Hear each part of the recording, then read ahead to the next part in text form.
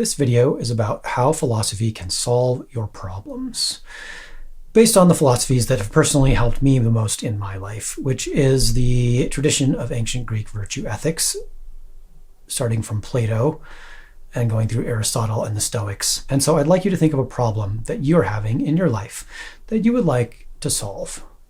Go ahead, right now, think of a problem. So I boiled this down into 3 key insights from philosophy that helped me solve my problems.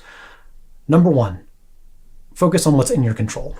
This is one of the fundamental insights of Stoicism, which is there are some things that are in our control and other things that are out of our control. And the things that are out of our control, we just shouldn't worry about. So is the problem that you're thinking of in your control or not in your control? Or maybe it's not that simple. Maybe there's parts of it that are in your control and parts of it that are not. So really think, where is that dividing line? Like, if it's a relationship issue, like for example, maybe I had a fight with my wife. I think most people's natural tendency in that situation is to focus on what the other person is doing. If she could only change this, and this, then everything would be fine. Now, of course, that is a great way to feel very self-satisfied, but a not very great way to solve the problem, because I can't make her do anything. What she does is not under my control. But if I really look at what is under my control, then I might start to see, oh wait, if I hadn't done this, or this, then maybe we wouldn't have had a fight, or the fight would have been over a lot sooner. So once I start really focusing on what's under my control, then I have a leverage. I have a place to actually be able to solve the problem. The second key insight is to think about your actions in terms of virtue.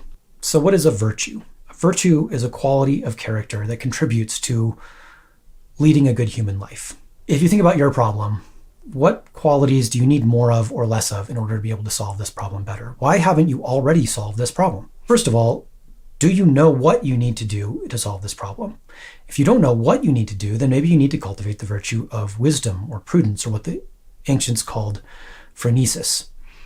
Maybe you need to do some learning about this issue and what other people have figured out about how to solve it. Maybe you need more experience.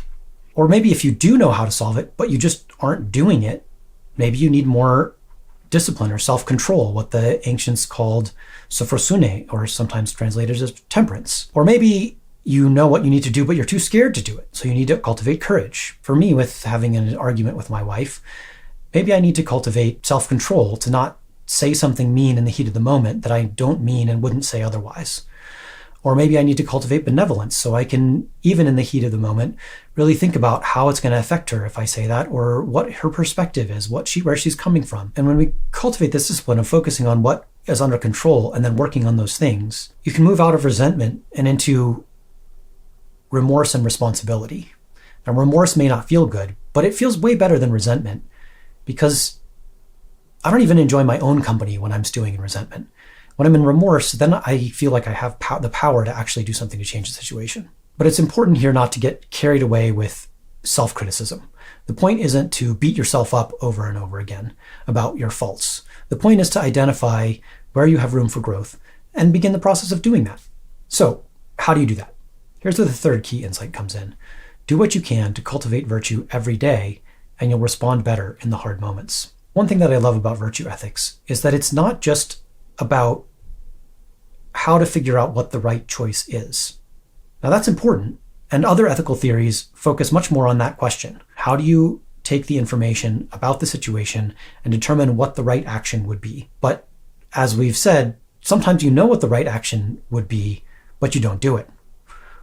Virtue ethics talks about how do you become the person that will naturally do the right thing in the situation. And the way you do that is through daily cultivation of virtues. So how do you do that? What practices help us to cultivate virtues on a daily basis? First, meditation. Just watch your thoughts. Just observe your thoughts and notice what you're thinking, and then let it go.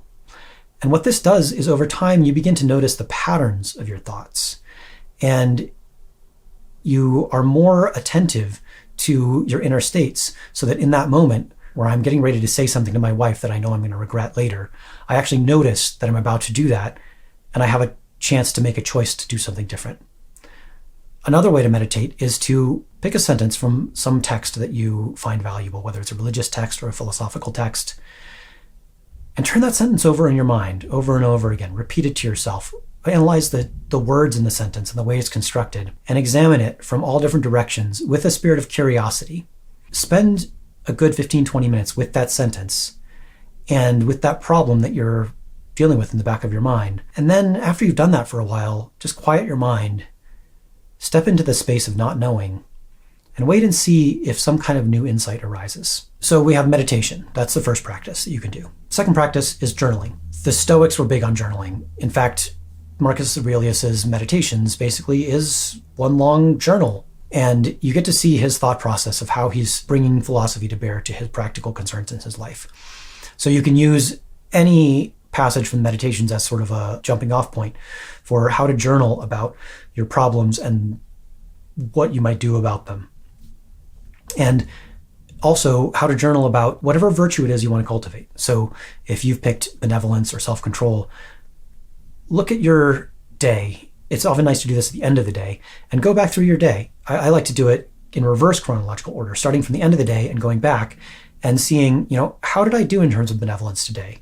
What did I do that was benevolent? What did I do that wasn't benevolent? And if I did something that was not benevolent, then how would I do it differently the next time a situation like that arises? Think about it in terms of cause and effect, both in terms of actions and in terms of thoughts. So how did my thoughts affect my actions, and how did those actions affect other things that happened in the course of my day? And the third way to cultivate virtue is through habit. So Aristotle says that virtues are built through habit. And I found this to be very much the case. So how do you build a habit? James Clear, the author of Atomic Habits, has a great system for habit building that I highly recommend. And the key insight there is to start small. What's one thing that you could do every single day that you could do in less than 5 minutes that would move you just slightly towards cultivating that virtue? So for self-control or courage, you might try turning your shower to cold at the end of your shower for 5 seconds, and then build up to 30 seconds to a minute. For me, cultivating benevolence, I might take 1 minute every morning to think of one really good compliment that I can give my wife that day, over and above the compliments that I would normally give her. And finally, just look for opportunities throughout your day to exercise that virtue. A really good anecdote about this comes from Martin Seligman's book, Flourish. He was the founder of positive psychology. He talks about how he was in line at the post office.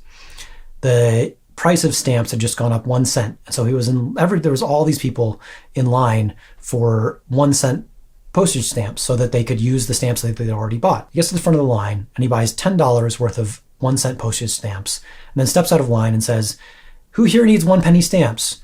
They're free." So for $10, he just made a whole bunch of people's day. Like most of the people in line got out of line, went up and got the stamps and were on their way. They didn't have to sit there waiting in line forever. So looking for opportunities, little opportunities where you can exercise just a little bit of self-control or a little bit of courage or a little bit of justice or a little bit of benevolence. And thinking about it in this way helps those little small actions have a little bit more significance, because it's not just, I did this one good thing in this one situation that may or may not have affected very much. It's that through doing that, I cultivated that quality in myself that will make me more likely to do something like that in a future situation. And this way of living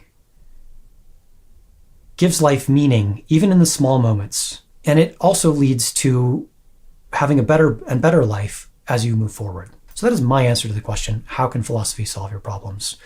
If you like this video, you can hit like, and if you want more, hit subscribe.